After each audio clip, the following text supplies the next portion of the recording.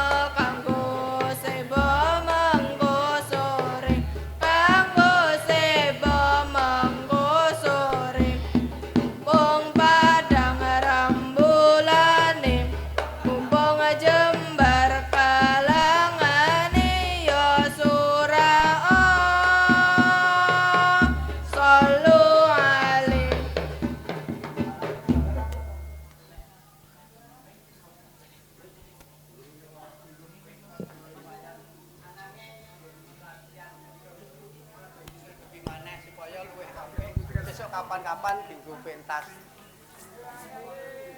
Assalamualaikum. Waalaikumsalam. Kula nuwun Pak Kyai. Nggih,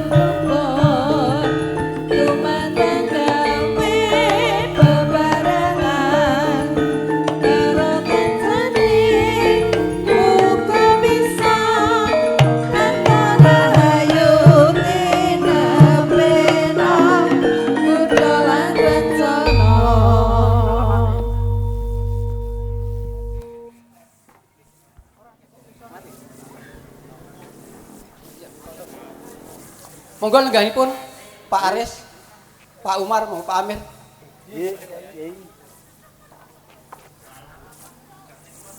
Ya Dimas, Wilma, Arya lan anak-anak kabeh iki gegandengan lagi ana ketukan tamu. Mula anggone padha latihan dadroh leren sawentara. Saksampunipun lenggah sawentawis ngaturi sugeng Pak Aris, So Umar, So Amir. Pangestunipun Pak Kyai Wilujeng Janur Gunung Kadingaren. Wonten wigatos punapa Pak Aris nganti So Umar, So Amir tindak wonten pondok kula ing mriki. nggih wala-wala berapa Pak Kyai.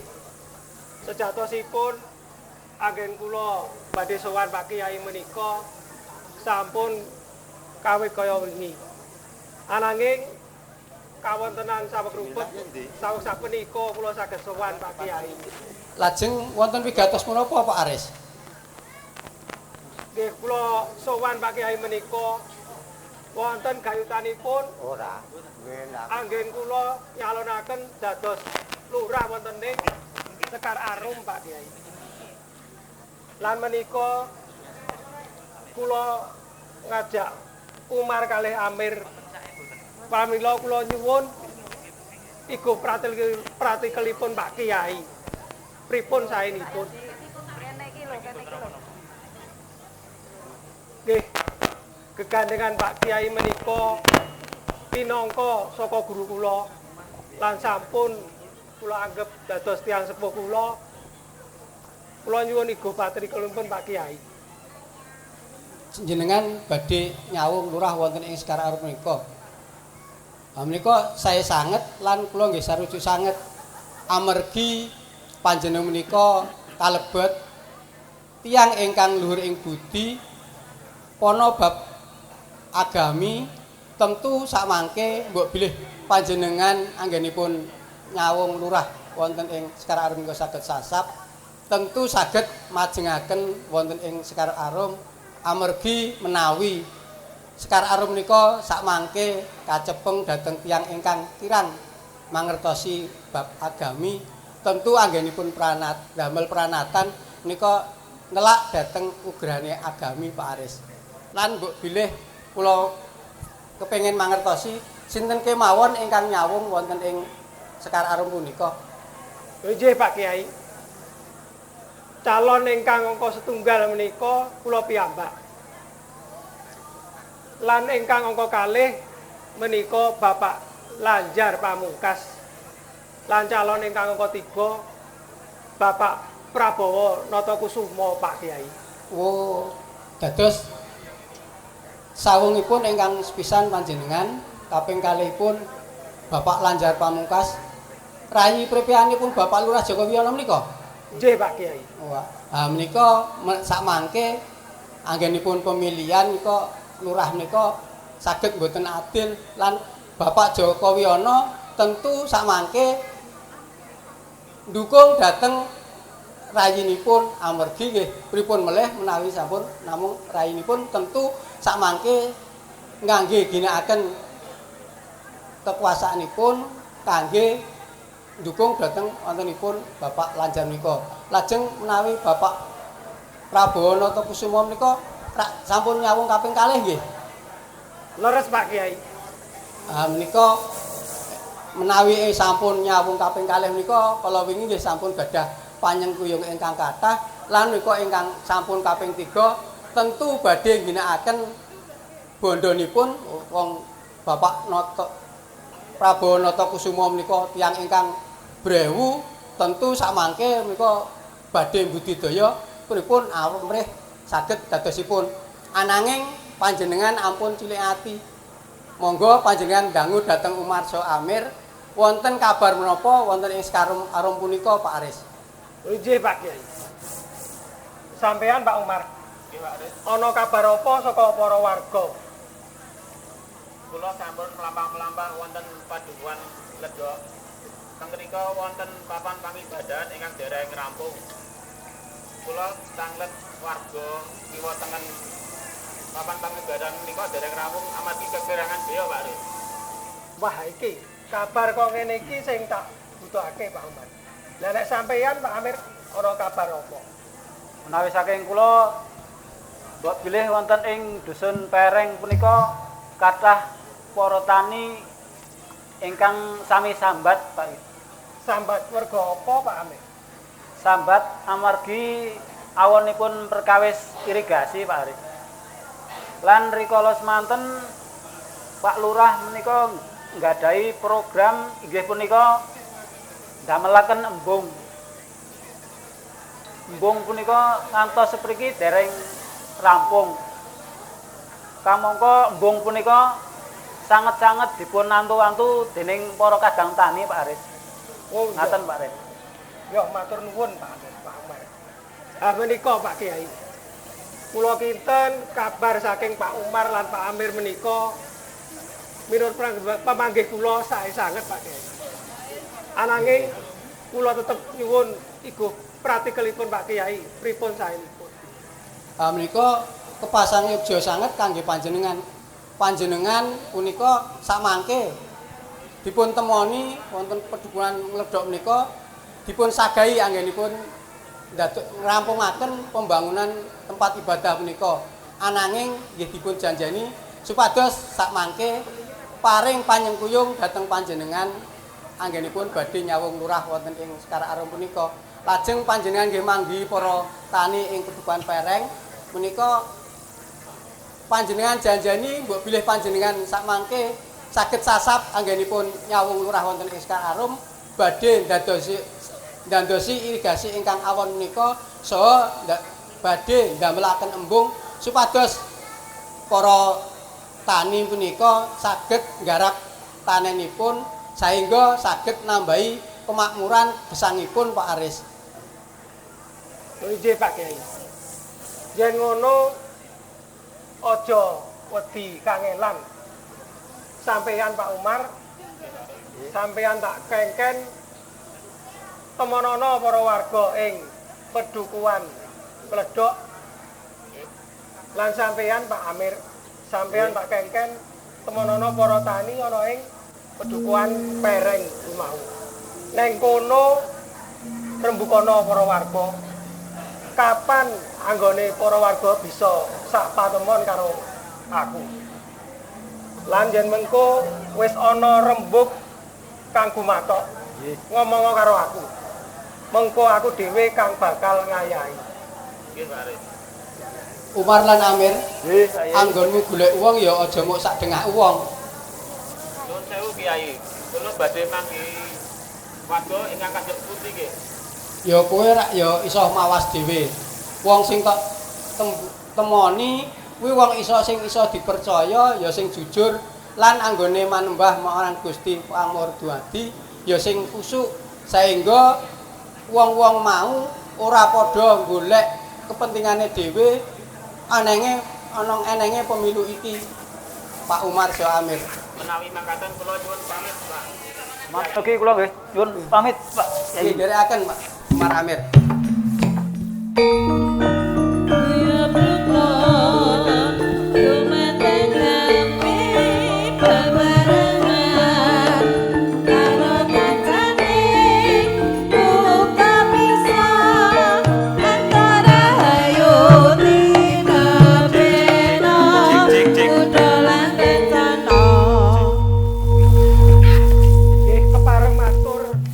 Kiai gandengan sowan kula sampun kacekap lan tasih kathah pedamelan ingkang kedah kula ayahi pramila saking punika kula pareng nyuwun pamit Pak Kiai. Nggih.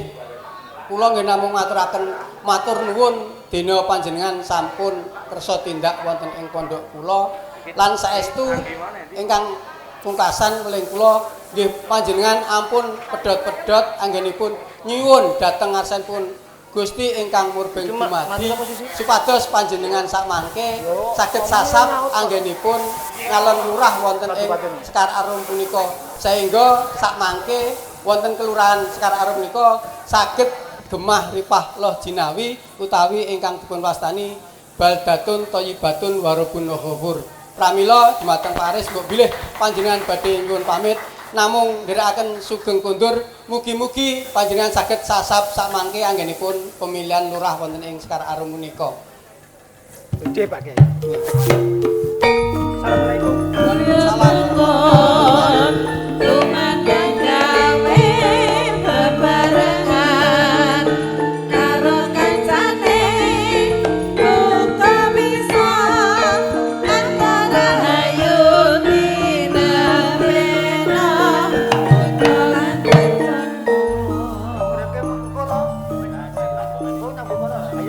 Hidup para anak-anak kabeh gegandengan iki anggone latihan ya wis sakwentara lan iki ya wis rada sore.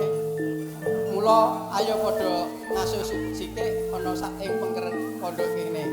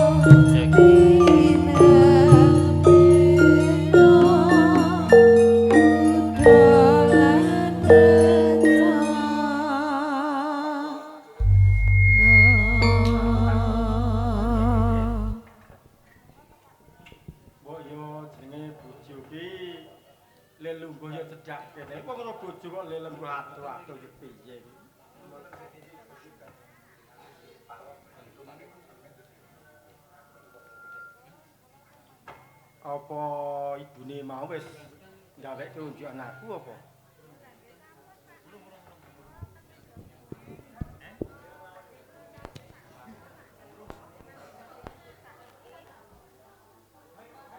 Yo mengko yo bune ben rondo adem dadi nak nunjuk yo ora mlosok ngono bune. Kang yo bune. Yen Arya Rahma kuwi padha lunga yo omah sepi yo bune. Ayo sepi to wong adat sabene kuwi yen awake dhewe jagungan ngene iki Arya Rahma do melu jagungan. Nek nek ra ono ya sepi to bune.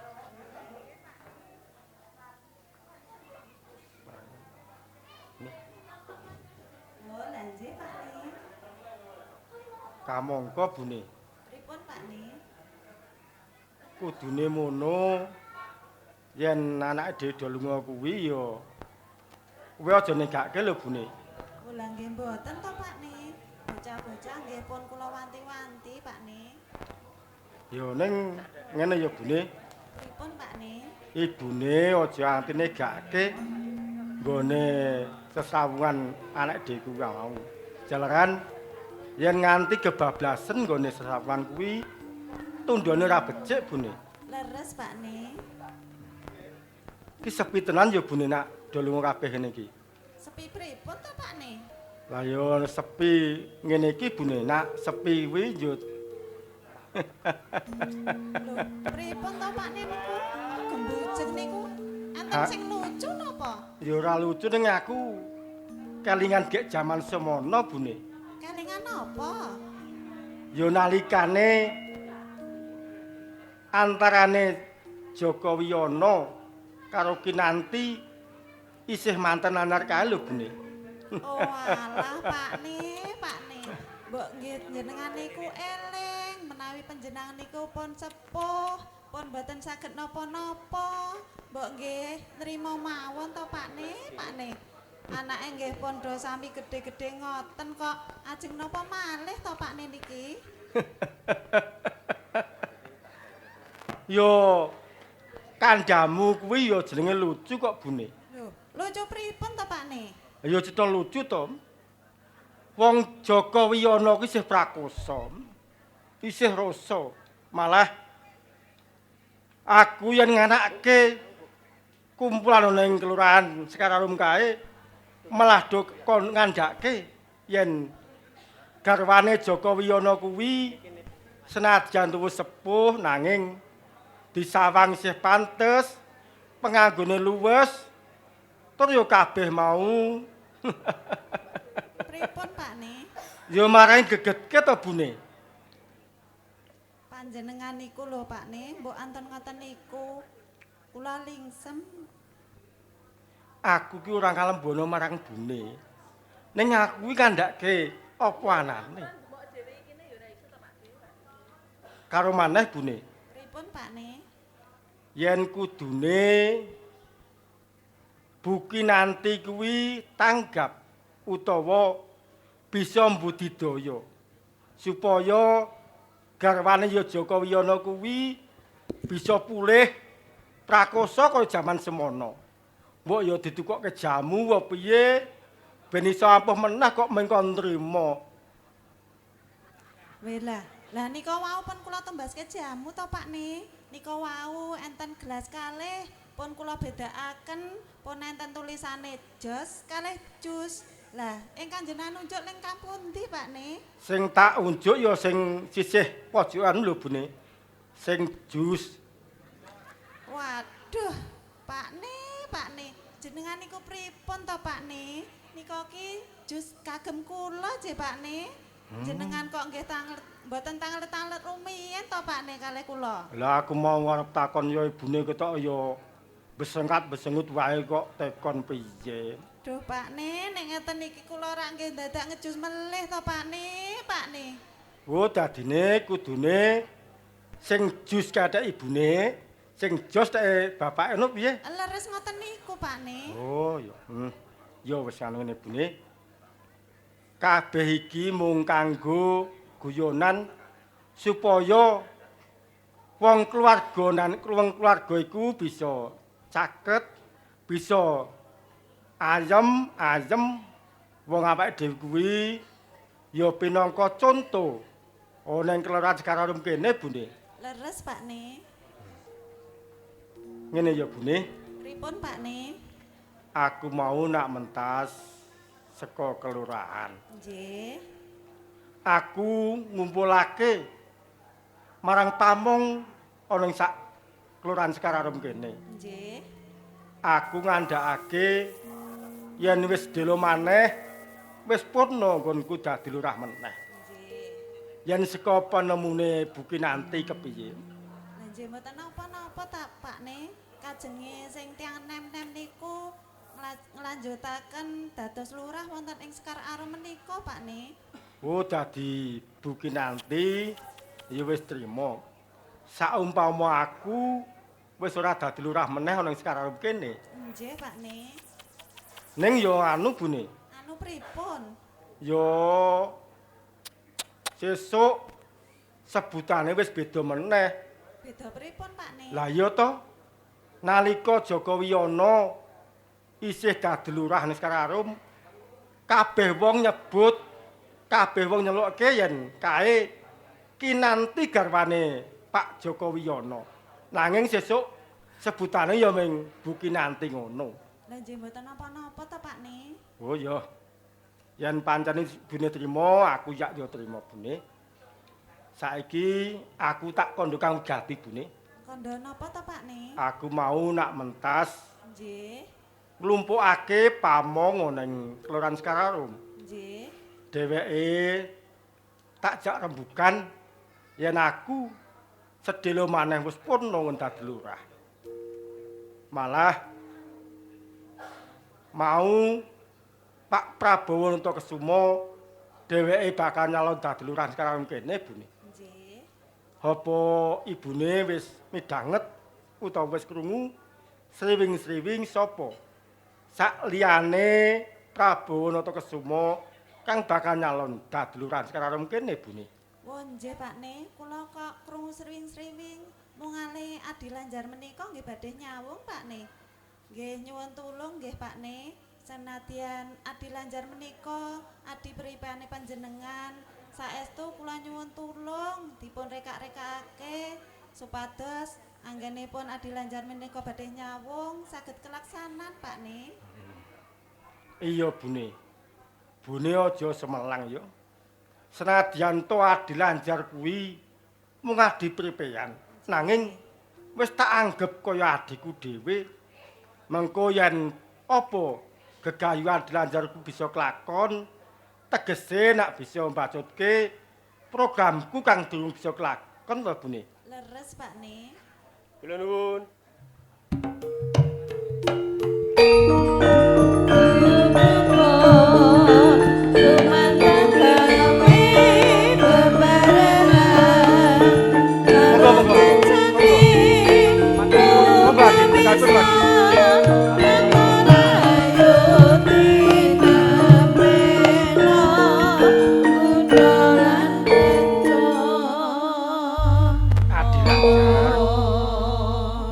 Do slamet to. Tekamu ana ing pendopoku kene Adi Lanjar. Nggih, pangestunipun Mas Lurah wilujeng, Mas. Selamat tadi. Pangestunipun Mbak Yuki nanti wilujeng, Mbak Yu. Yen adat sabene Adi Lanjar teka ning pendopo kene kuwi mung ijen. Nanging kok iki ngejak kanca banjur sapa kancamu Adi? Nggih, panci leres Mas Lurah. Sowan kula ing mriki dipun rencangi kalian rumiyin rencang wonten ing dusun naminipun Kang Kromo Pacul, Mas Lurah. Inggih Ki Lurah. Kula Kromo Pacul rencangipun Pak Lanjar awit alit wonten dusun Ki Lurah. Kang Kromo Pacul. Kene. Nggih. Kene. Kene le mulungguh rada maju kene ben cetha anggene rerembugan Kang Kromo Pacul. Nggih Ki Lurah. Bune. Buki nanti. Yen tak sawang kok nggon nyawang Kang Kromo Pacul kok mesam-mesem. Apa kenal apa kowe Bu Yanti? Lah nggih kenal to Pakne. Riyen rencang tangga desa Pakne. Lah ning sakniki kok benten nggih. Ora ngarep, ora mburi. Lah kok rungkut kabeh kaya ngono to, Kang?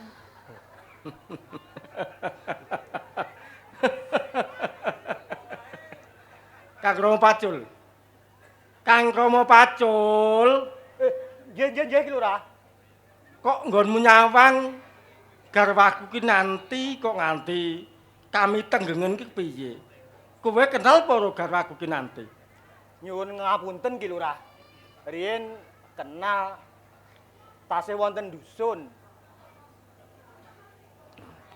Dadi Kang Kromo Pacul saya kenal nalika isih ana gunung biyen. Nanging saumpama Kang Kromo Pacul nganti kami tenggengen nggon nyawang ya lumrah. Wong jalaran biyen nalika isih nang desa mesti ora kaya ngene iki. Saiki piye? Nggih mboten nawiben sakmenika dados garwa lurah ki. Lah iya, piye? Awake senadyan wis duwe putra isih singset malah yen ana wektu milonggar kae tak kon olahraga. Dadi piye? Awake singset ngono ngagem ya pantes, olah bawa ya luwes. Dadi lumrah Kang Kromo Pacul yen kowe pangling kuwi. Nggih. Nanging nyuwun ngapunten Ki Lurah. Riyen wonten dusun menika Pripun nggih? Nanging sakderenge nyuwun ngapunten nggih Lurah. Iya, piye? Ariyen dek tasih wonten dusun menika nyuwun ngapunten. Pakulitanipun ireng, rambutipun namung sethithik. Agek umbel nika ki Lurah. Nanging niku riyen. Alah Kang, akate umbelen kae awakmu yo naksir aku to Kang. Saben liwat ngarepan omahku, tantin. Tak kira ki ngepit jek Kang. Lah kok belet tok sik go ngalor ngidul. Apa kuwi? Niku rak riyin to, Bu. I pancen lucu tenan nak iki. Ya. Ngene yo Adlanjar, Nggih, Mas Lurah. yen tak sawang saka pulatanmu tekamu ana ing pendhapaku kene kok mengku wigati banget. Coba kandhakno Adlanjar. Nggih, panci leres Mas Lurah kalian Bayu Kinanti. Sowan kula ing mriki kalian Kang Kromo Pacul ingkang sepisan tuwi kawilujenganipun Mas Lurah dalah Bayu Kinanti. Ingkang sabanjuripun kula nyuwun dongah pangestu ugi panyengkuyungipun Mas Lurah anggen kula badhe pengin nderek nyawung dados lurah wonten ing Sekararum punika Mas Lurah. Ya. Ngene ya Adi. Nggih, Wong sliramu kuwi wis tak anggap kaya adikku dhewe. matur sembah nuwun. Jadi yen kowe bakal duwe gegayuhan dadi lurah, ya mesti tak sengkuyung malah nggo kabeh warga kang isih nyengkuyung aku besok bakal tak kon milih Adlanjar supaya bisa dadi lurah. Nanging ya Adi, wong dadi lurah mono ora gampang sanggane Adi. Adine Adlanjar kudu tata-tata siaga nyumektakake werna loro Adi. Ingkang sepisan Adlanjar kudu nyumektakake bab lair.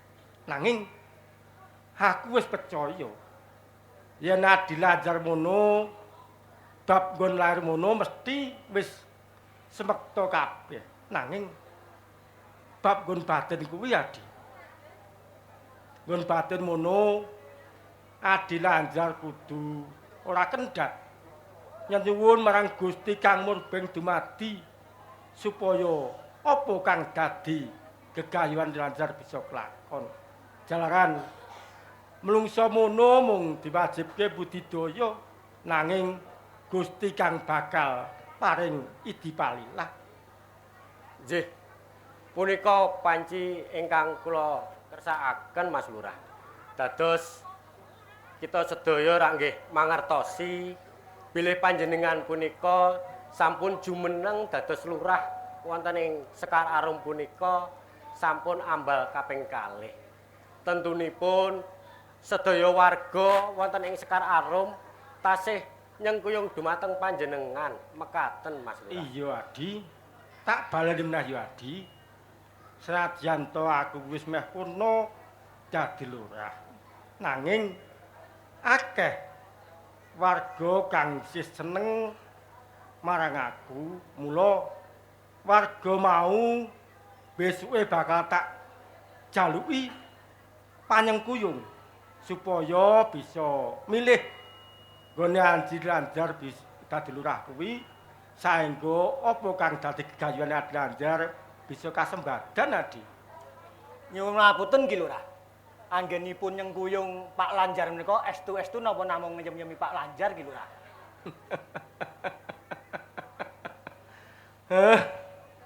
Kepiye tukang Kromo Pacul? Kowe nak nyureti to? Aku mau ngandhake. Senadyan to mung Adlanjar kuwi adiprepean, ning wis tak anggap kaya adikku dhewe.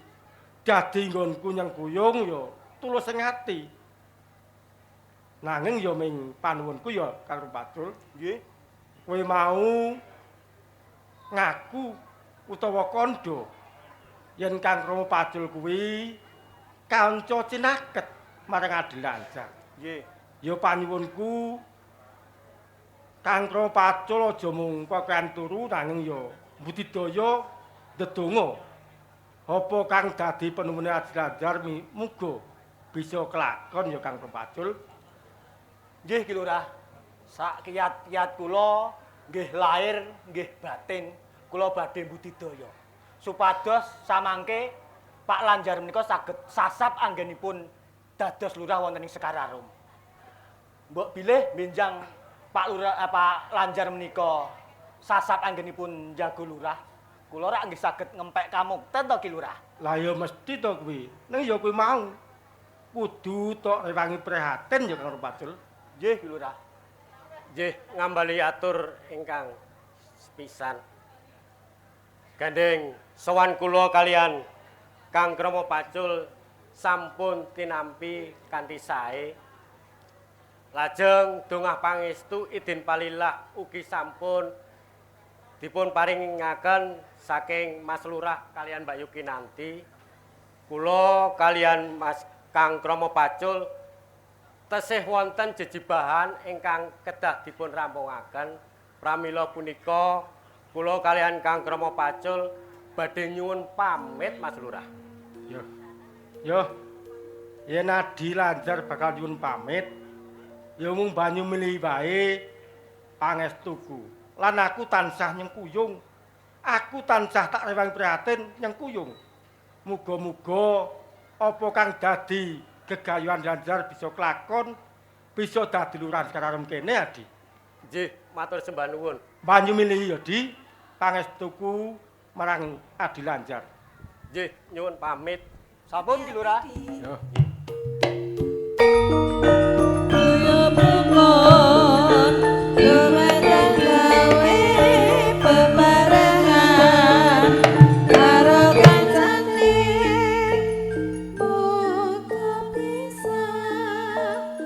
Kowe iki kepiye to, Bune? Nak kudune wong wadon kuwi yen ana tamu utawa daya. Mbok yo digaweke ujukan apa piye? Kok malah melu jagongan mentengi? Kuwi nak yo dadekke lingsemku to, Bune. Alah Pak nih, kula kok nggih kesupen nggih. Lah dangu Adilanjar menika mboten nate dolan teng mriki. Dadose kula rak nggih nderek jagongi to Pak nih. Nggih nyuwun ngapunten nggih Pak nih menawi kula klentu. Benjang mboten kula bangsuli malih Pak nih. Kabeh mau wis kebacut to ya, Bune. Ya ming pelengku wae aja nganti dibaleni. Ya wis ngene, Bune. Nggih Pak nih. Gegandengan sadurunge jagoan mau ibune Kinanti kondo yen wis gaweke unjukan marang aku ya ayo Bune saiki ana bunguran kono lemu gawe unjukan tak unjuke Bune. Nggih monggo Pak nih.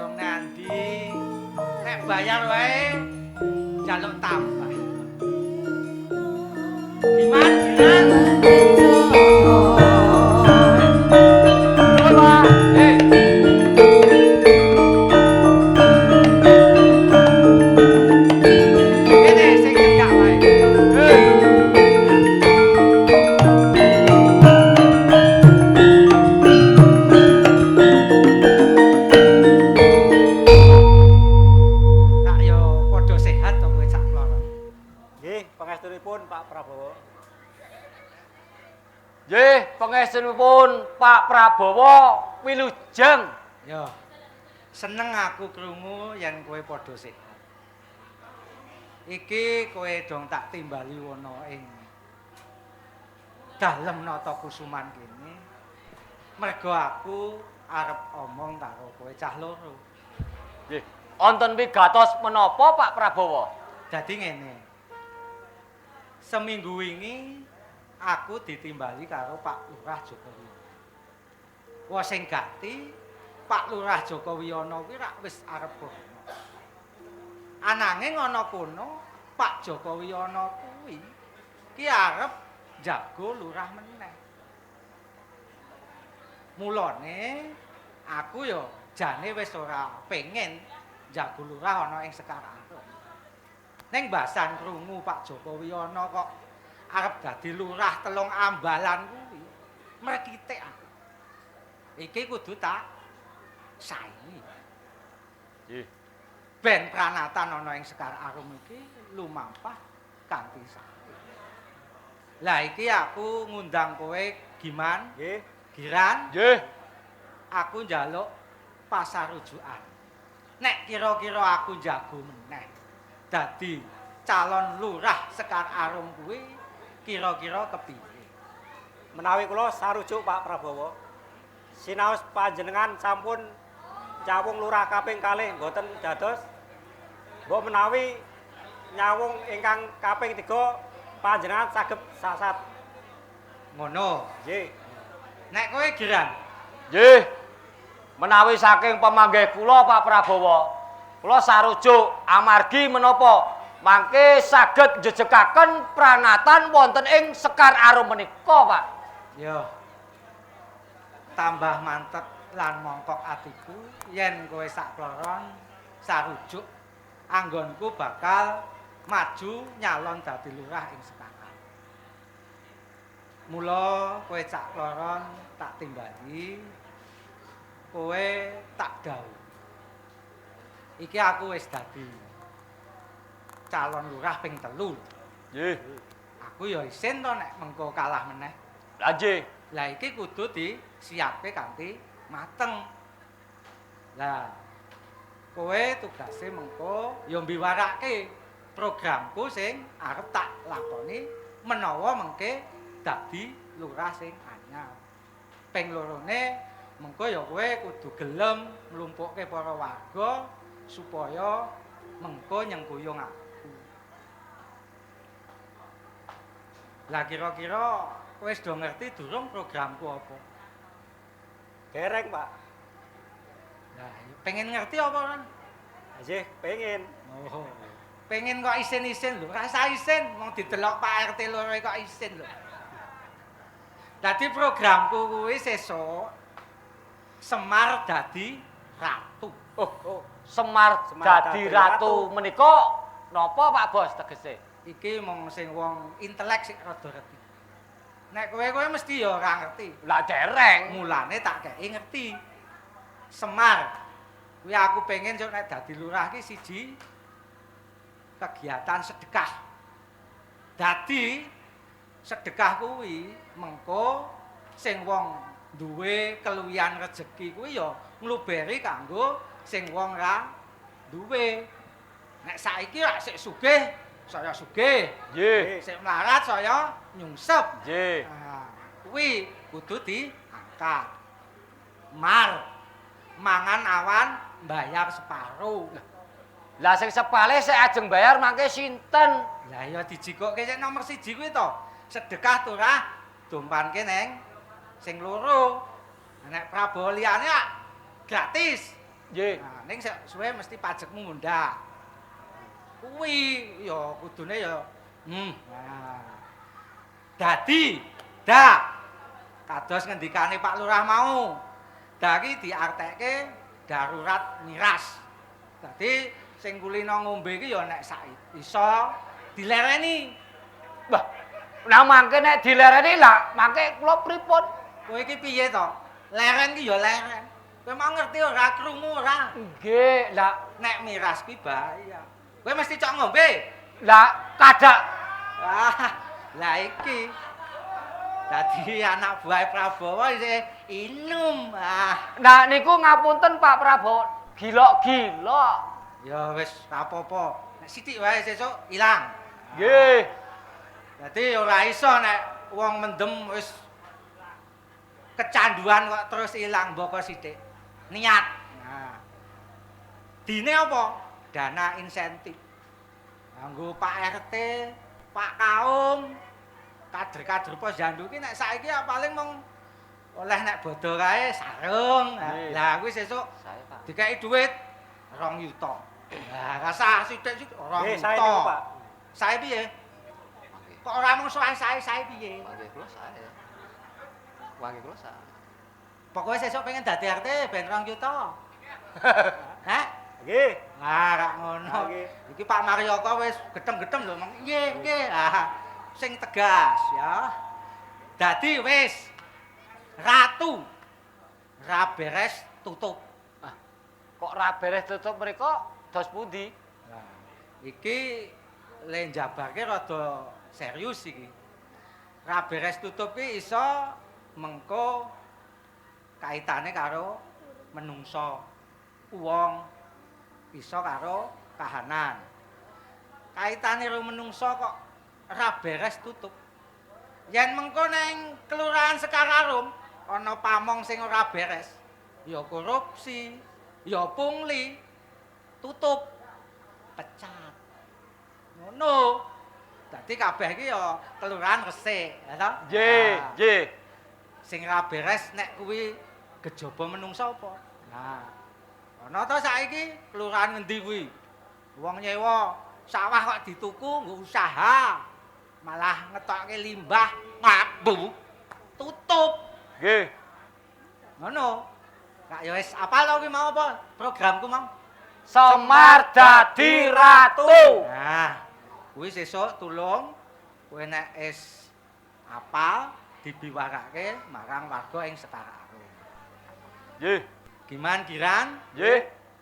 Tak kira lek ku jelaske wis cukup semono.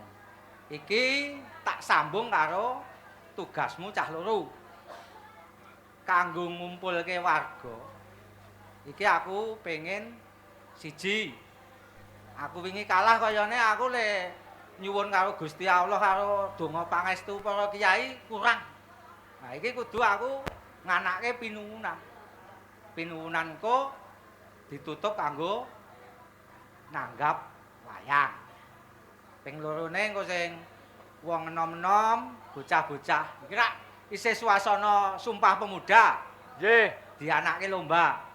Mengko sing ngekeki hadiah aku. Sing ping 3 ben warga kabeh seneng nanggap campur sari. Matuk to kuwi? nggih. Ya, nek wis ngono, coba kowe Giran. Nggih. Kowe kenal ora ana dalang sing apik? Wah, larang ora apa-apa, tak bayar. Kula mireng-mireng wingi nika kula tepang kalih putune Pak Samadi. Menika nggih dados dalang cilik, swantene nggih sae.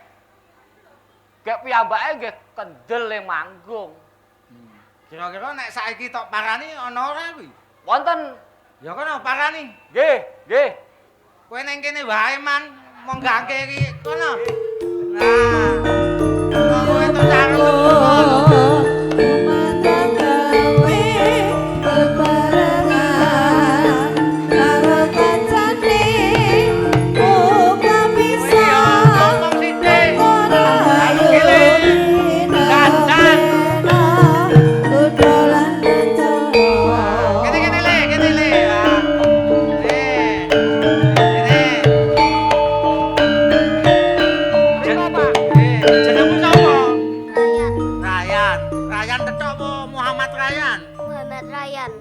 Anake sapa?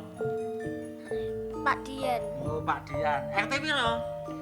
RT 5. Oh, RT 5 bibis apa Jipangan? Bibis. Bibis. Saiki SD kelas piro, Le? Loro. Kelas loro. Nang SD ngendi? Bibis. Oh, ya. Saiki arep dalang kowe. Ya. Menika Pak, piyatur Pak. Cah cilik wis diulang calon golek duit iki. Ya ora apa-apa le, ben iso mbahmu seneng. Ora mung bakul lareng wae. Ya paling ora kan nyepake wayang esuk nek kowe dadi dalang kondang.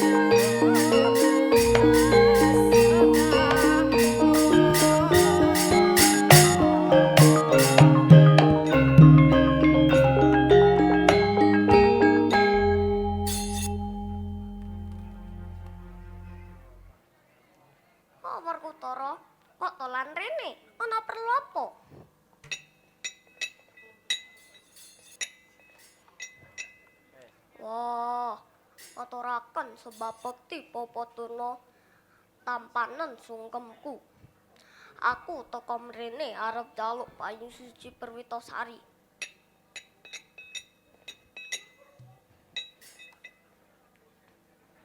Ha, rene le.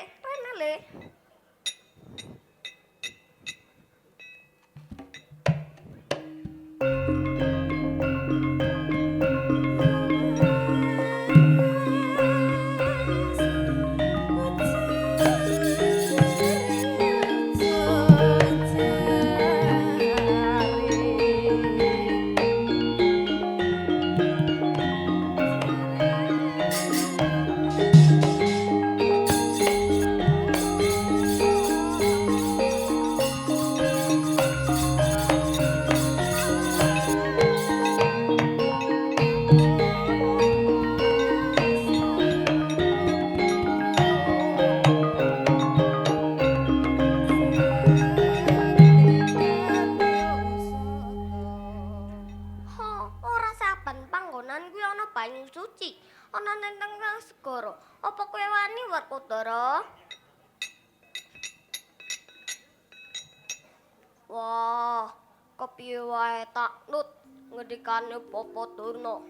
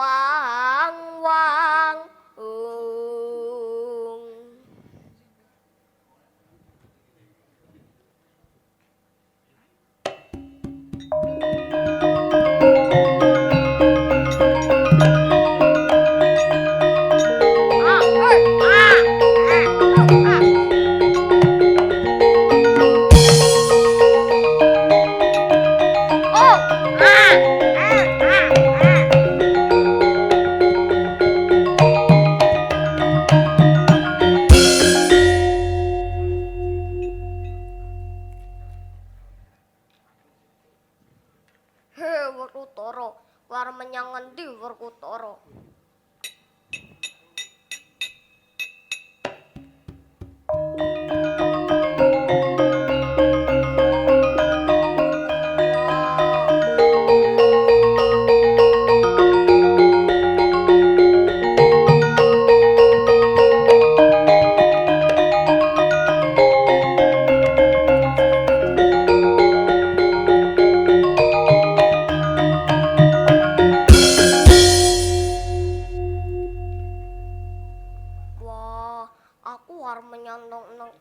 Segara arep golek banyu suci Perwitasari.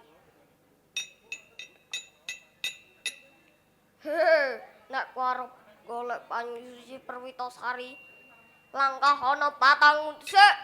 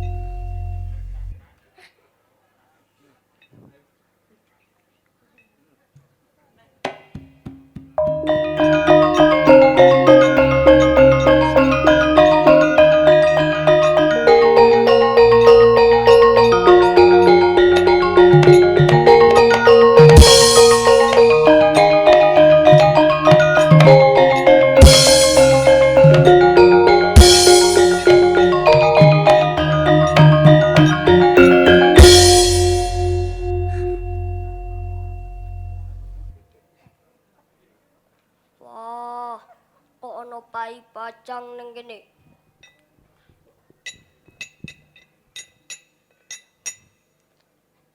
Kowe wani-wanine ngonekke aku. Aku kuwi iki dewa ruci.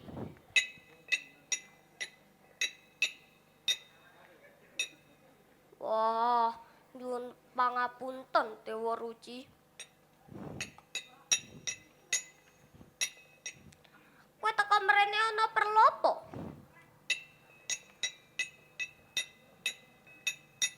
Wah, aku arep njaluk banyu suci Perwitasari ben supaya aku pinter.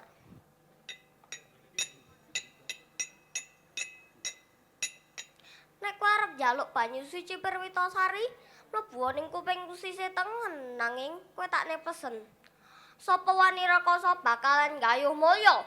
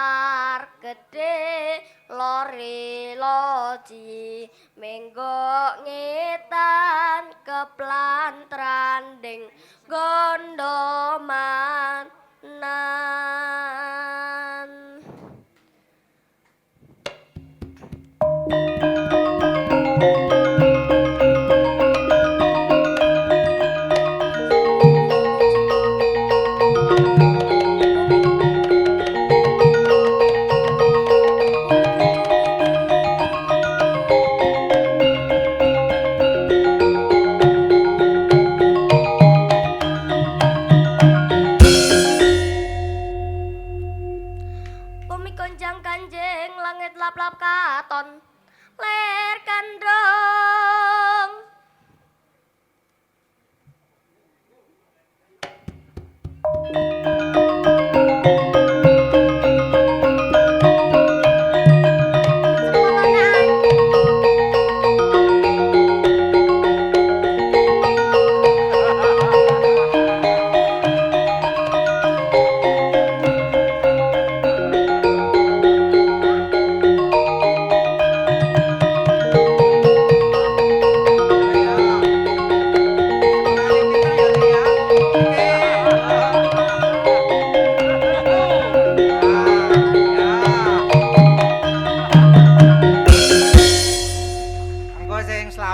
Tak transfer liwat bapakmu.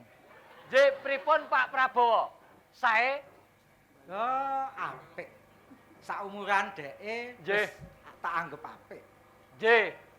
Sesuk nek gedhe ra iso nyuli Pak Toyo. Alhamdulillah.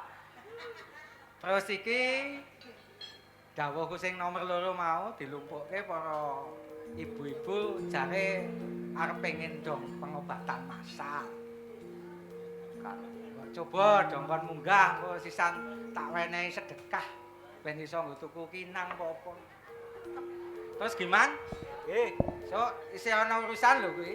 Sik mangan awan gratis ning bayar separuh kuwi. Kuwi sesuk campur minum susu. Wah, menawi susu kula purun Pak Prabowo. Susah susu. Kowe yen krungu tembung susu oleh ngiyip. Kaya arep pengen nyucup kok kae. Yen kowe pengen ngombe susu ya susu kental manis wae. Nek pengen susu sing kental kentul ya nang omahmu dhewe. Lah ya ngono Pak. Is. Kasunyatan kowe iki ya ndagel. Ning ndagel campur saru. Gek-gek kowe pindah RT 5 iki ya mergo le saru kuwi. Ha nggih mboten Pak. Lah nyatane lho Pak RT we ya gumuceng ngono kok. Niku sing nuturu nggih Pak RT kalih niku kula. Panggil Pak RT. Lho Pak RT Pak Maryoko. Wah, gimana yen wasis nek wangsulan. Endi iki ibu-ibu sing arep berobat ki? Nggih, nggih, napa Pak? Ya pokok kemanten gawe bebarengan karo kaseni muga bisa antara ayu dinapena nudawan rencana. Sesuk aja lali nggih nyoblos nomor 3 niki. Lurahe Prabowo Natakusuma. Aja lali Semar dadi ratu, aja Semar mendem. Iki ditensi sithik, Bu. Sapa ngerti wong sepuh-sepuh ngene iki darah tinggi. Kene. Ana meleh mboten iki? Yo. Oleh cah lanang. Ayo man, aku ki ya dikampanyake ora kok mong klitah-kliti wae. Dukung Pak Prabowo ngono kuwi. Pak Prabowo nomor 3. Rasa isin karo Pak Dukuh kuwi madem ngidul. Awake iki dadi begone Pak Prabowo. Ayo disengkuyung Pak Prabowo le calon dadi lurah. Ayo oke siap dicek sih. Coblos nomor 3. Ngono kuwi. Iki pilihan lurah lho, jadi salah gunakan. Nggih, Pak. Mbok lurah kapan? Iki mong sedekah, iki aku ora nyogok lho iki. Sedekah iki ikhlas, rasa nyobos aku ora apa-apa. Nyoblon liyane. Monggo. Legah niki. Monggo Bu, nggih tumbas kinang nggih. Niki. Niki tenanan Indonesia ampun putih-putih. Oman urung Den. Ya, Mong tak jaluk donga pangestune mawon Bu. Nyoblos ya monggo ora apa-apa. Terus iki sik wong warga liyane kira-kira bermusik ana ora iki? Nek soalnya aku wingi iki wis ning gone Deni Caknan. Ning ora enek. Jope akeh. Ana ora sing kenal liyane. Menawi Dene cana mboten saged kula gadah tepangan. Sapa? Danyu Wicaksana, Pak. Danu Wicaksana. Nggih. Oh ya. Jope kuwi tekan pundi-pundi swantene nggih sae. Sak karepmu. Wonge kon munggah goleki. Nggih. Pun.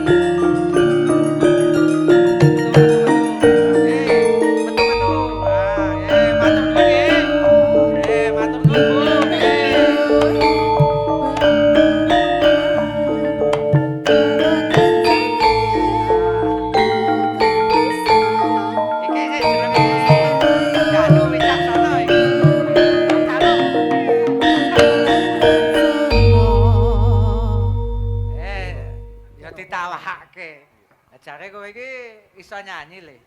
Sithik-sithik. Lah warga liyane lak mau wis wayang. Iki sing sepuh-sepuh ibu-ibu wis cek kesehatan gratis. Nah liyane sing seneng joget tak ya rungkumanan ta iki. Nah. Nggih, menika Danyu Wicaksana, Pak. Oh. Rupane kok kaya telo. Lah nggih pepayon ten pundi-pundi mawon nggih kepanasan to nggih, Pak. Kok kayane iki anake juragane telo aku karo. Meh mirip.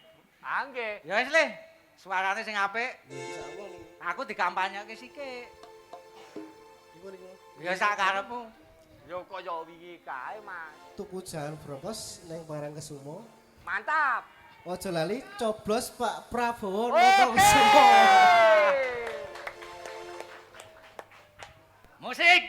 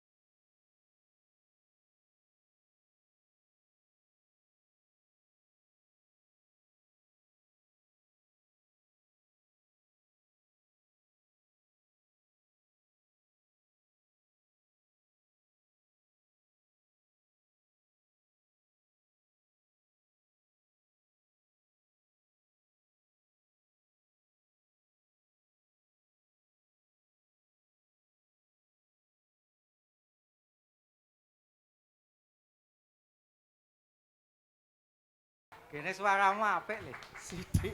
Ya sesuk tak iklanke. Mas Danu, mangke ngapunten tramperane mangke kula aturke Pak Prabowo, mangke Nggih, kajeng ditramper mawon nggih. Nggih, turun.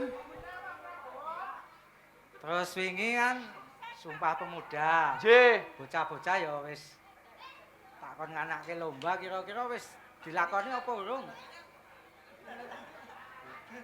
Sampun, Pak, sampun. Lah diae wis diwenehi urung? Wah. Dereng kula sukake, Pak Bos. Piye to ya. Ya wis kowe kongkonan sapa gek diwenehke ya wis dong di antu-antu karo bocah-bocah e. Nggih, Giman. Yuk. Ana.